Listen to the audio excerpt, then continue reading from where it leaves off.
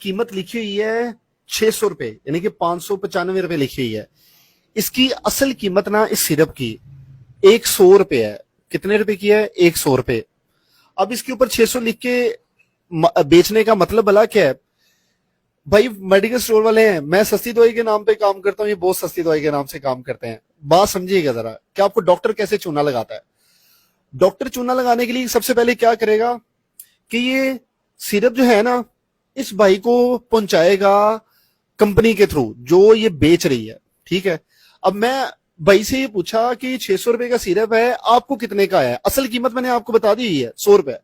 भाई ये आपको सिरप कितने का है? ये मुझे 480 रुपए का ये सिरप पड़ता है, उस कंपनी के थ्रू जो डॉक्टर जिसे रेफर करता है कि आप इस फार्मेसी वाले को जाके मिलें और इनको आप इतने का दें।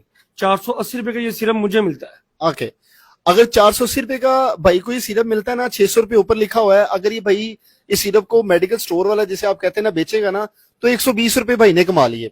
ओके, 480 रुपए का इन्हें आया था। उसके बाद असल कीमत इसकी 100 रुपए थी, 480 रुपए का भाई को आया। अब मुझे बताएं इसके ऊपर कितनी कीमत रहेगी? 380 रुपए। अब 380 रुपए भाई कौन खाएगा? 380 रुपए भाई जी वो डॉक्टर भी खाएगा, और उसके अलावा जो कंपनी वाला जो डिस्ट्रीब्यूटर है जो डॉक्टर को पैसे खिला रहा है लिखने के, वो भी खाएगा। दोनों मिलके वो सारे पैसे खाएंगे बकाया। 100 रुपए की इसकी कीमत, 120 मैं खाऊंगा, 220 निकल जाएंगे ये।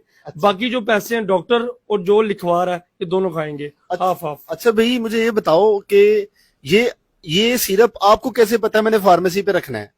भाई जी ये सिरप डॉक्टर ने मुझे कॉल की है, उन्होंने कहा कि ये फलां कंपनी वाला आपके पास आएगा और ये सिरप आपने रखना है, तो इसलिए मेरी मजबूरी है, क्योंकि मेरे करीब डॉक्टर बैठता है, मेरी मजबूरी है ये सिरप रखना।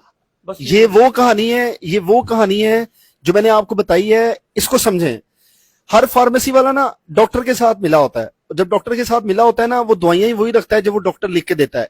यही वो मसला है जो कि आप डॉक्टर से दवाई लिखवा लेते हैं, लिखवाने के बाद वो आपको मिलती ही उसी मेडिकल स्टोर से है, पूरे पाकिस्तान में नहीं मिलेगी। भाई ये कैसे होता है?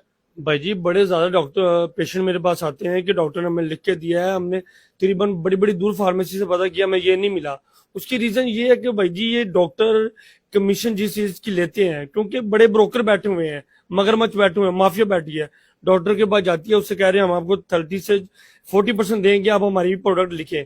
फिर डॉक्टर जो करीबी मेडिकल स्टोर होता है उससे कहता है कि इसे आप रखें, उसमें से कुछ परसेंटेज मेडिकल स्टोर वाले को देगा और बाकी उसमें से जो 30% है 40% वो खुद लेगा। तो 100 रुपए का जैसे आपने बताया ये सिरप है, 120 मैं रखूंगा, बाकी वो डॉक्टर और जो लिखवा रहा है ये दोनों माफिया ये वो लोग रखेंगे। अच्छा, मैं क्या कर रहा हूं? मैं ये करता हूं कि अगर ये 100 रुपए इसकी असल कीमत है, मैं सस्ती दवाई पे ये करता होता हूं कि ये 150 रुपए 180 रुपए का मैं बेच देता हूं। मैं इसको 600 रुपए का नहीं बेचूंगा। यही वो चीज है जो मैंने आपको शुरू वाले दिन से समझाई है। जो चीज आपको, जो मेडिसिन, जो सप्लीमेंट आपको एक ही जगह से मिलती है ना, उसमें डॉक्टर खाने वाला इन्वॉल्व होता है, कंपनी इन्वॉल्व होती है, और मेडिकल स्टोर वाले को वही 100 रुपए 50 रुपए बचने होते हैं, बाकी सारे के सारे पैसे ना पिछले खा रहे होते हैं।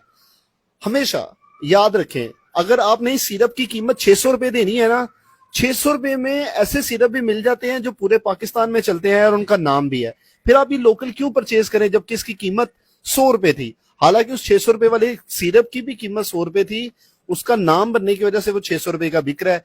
जिसका नाम नहीं होता वो सस्ता बिकता है। इसलिए मार्केटिंग स्ट्रैटेजी मेरी यही है कि मैं आपको 100 रुपए बनी हुई चीज को 150 रुपए आपके डोर स्टेप पे पहुंचा दूं। यही वो सस्ती दवाई थी जिसका मैं आपको बता रहा था।